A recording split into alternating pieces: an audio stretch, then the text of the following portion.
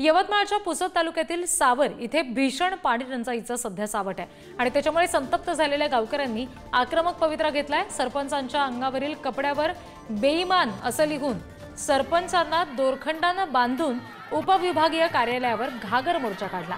जलजीवन मिशनचं काम अर्धवट असल्यानं गावकऱ्यांना गेल्या कित्येक वर्षापासून पाणी टंचाईचा सामना करावा लागतोय। वारंवार शासन प्रशासनासोबत पत्रव्यवहार सुद्धा झालाय, मात्र प्रशासनानं त्याच्याकडे दुर्लक्ष केल्यामुळे स्थानिक आक्रमक झाले। सरपंचाला दोरीनं बांधून घागर मोर्चा काढला गेलाय। आणखी तपशील घेणार आहोत प्रतिनिधी दीपक शास्त्री यांच्याकडून। दीपक, गावकऱ्यांचं सध्या नेमकं म्हणणं काय आहे आणि याची दखल आता प्रशासनानं घेतलेली आहे का? प्रीती, नक्कीच यवतमाळ जिल्ह्यातील पुसद तालुक्यातील सावर येथील गावकऱ्यांना कित्येक वर्षापासून पाणी टंचाईचा सामना करावा लागत आहे।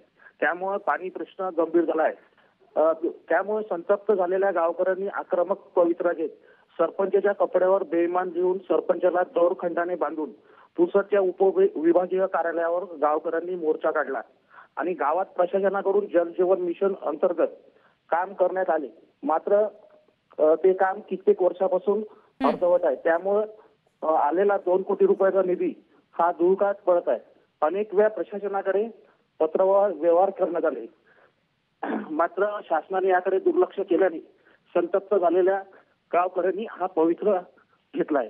प्रीती जी, दीपक, धन्यवाद दिलेल्या सगळ्या माहितीसाठी।